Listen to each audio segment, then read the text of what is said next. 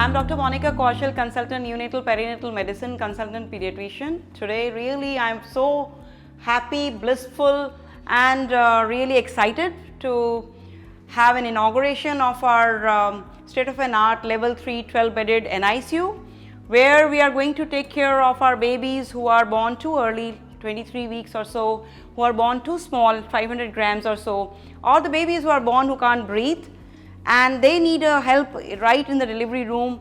And once we are actually stabilizing those babies in the delivery room, they need to be brought to the NICU. And here we have state-of-the-art transport incubator with a very dedicated transport team, the doctor and the nurse, who knows how to use this transport incubator, where they can actually bring the baby, keeping the warmth as well as maintaining the ventilation, because it has an inbuilt ventilator or a CPAP machine. Along with this transport incubator, we are taking the baby inside, and as you can see, this is actually access is quite controlled. No one can just enter inside, either when we know score where we can go inside, or we have to just look into the camera and press where the nurses will see inside, and if someone who is eligible to go in, only then they will open the door. So here we have put our face. So here we enter the NICU, and what we see here is our dedicated NICU team, where the nurses, who are the backbone of the NICU, are busy in their work, and without these nurses we cannot actually do anything, and they are dedicated tirelessly. They are doing work to take care of the babies, to give life to these babies. They are like mom to these kind of babies where the mothers are not available at that point of time. And all these nurses, they work together with the help of our team leader in the NICU, Ms. Prima. She is a very dedicated, hard-working lady who even is always available even in the night if there is any problem going on in the nursery, and she takes all the nurses together as a team to teach them to take care of these newborns. And before we enter this NICU, we have to wash our hands well, because we are very strict on the hand washing and infection control. We have infection control policies in place. We have infection control Dr. Yamuna, and we have infection control nurse in place who takes care of this infection control. And this, as you see, the hand washing is a sensor mediated hand washing, so that no one touches anywhere before or after the hand washing. And we have Purell here so as to use it in case we need to use our hands. And then this is a medication room where it is fully controlled, and what we can see is all the narcotics and the things are under lock and key. The drugs are under lock and key, and only the nurses who are eligible to give the medications to these babies are allowed to open these drugs. And then, as I say, the babies are here with us, but the babies don't belong to us. The babies belong to their moms. And so we are a baby friendly NICU, where we are actually allowing 24 hours the access for the moms to come inside, be with the baby, and also they have their own private room, that is a lactation room, where they can actually express the milk to give to our babies. And this room is a very cozy room with a comfortable chair to take care of the moms while she is sitting, and this is a lactation machine she can use to express her milk. And this is a dedicated lactation nurse who's well trained and really help the moms to take care of their lactation and their problems. So all the mothers and the parents, I would like them to come and visit me while we are taking morning rounds, so they know about the baby. But some of them, because of the time constraint, they cannot come to the same time. So if they want to know about the babies, we have a counseling room where we can counsel the mothers, and we can talk to them, and it is a private room so that they can be only listening to their baby. And then the NICU cannot run without a dedicated doctor 24 hours. So this is our doctor's room, where the doctors are always available and sitting here, and they can run and rush anytime whenever emergency arises. And we have 6 dedicated doctors in the team who are well trained, and not only after their post graduations they have worked in the intensive care, but also they have some experience in the training for the intensive care. And these doctors and the nurses are taking care of the baby.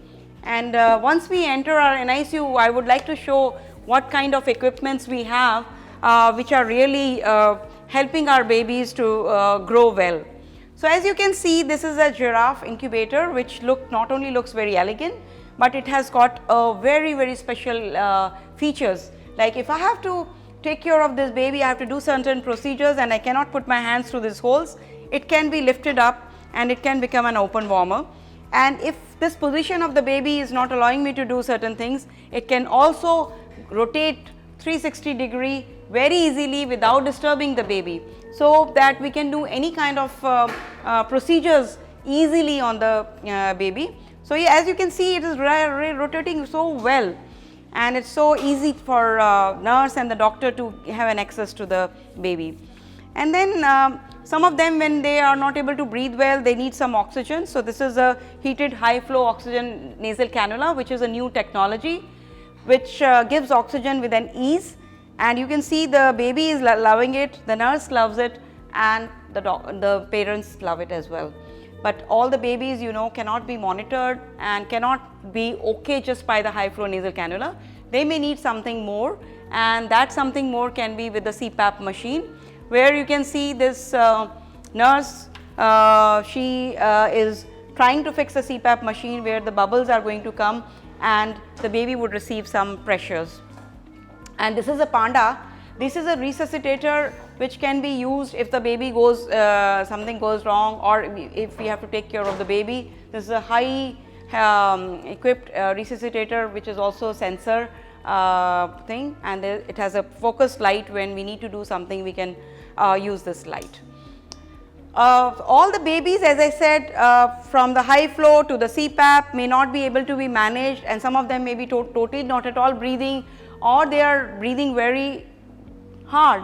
Then they need to be taken care of by putting a tube in, putting them onto a ventilator. So the ventilator is the one, this one, which is a very high class ventilator, where we can give the baby breath, and the breath given is in the form that it should not damage the lungs and take care of the oxygenation and carbon dioxide. So this ventilator has a volume guarantee, where, you know, this is a very baby friendly kind of a mode, and if the baby fails on that mode, it's got a higher mode that is called high frequency oscillation. The same ventilator has the same facility, so that you don't have to go for another ventilator. And whenever such babies are on high frequency mode, they require lots of drugs. So these are the drug delivery system, and they may require nitric oxide. So we have that nitric oxide machine which will give the babies nitric oxide, so that their oxygenation is maintained well. Then some of these babies, when they are born, they don't breathe at all. Their brain suffers from less oxygen and less kind of a blood supply. Now these kind of baby, they require ventilator, but more than that, they want something to protect their brain. So we have a new machines available which cool the whole body, and by cooling the whole body, the brain gets protected. And this is a Ticotherm machine which actually helps the baby to get cooled, and it is the latest model. And also along with that, we have something to take care of the brain activity, so as to know what's happening to the brain of these babies. Then all these babies, whenever they are here, they may get infections anytime, they may get sick anytime.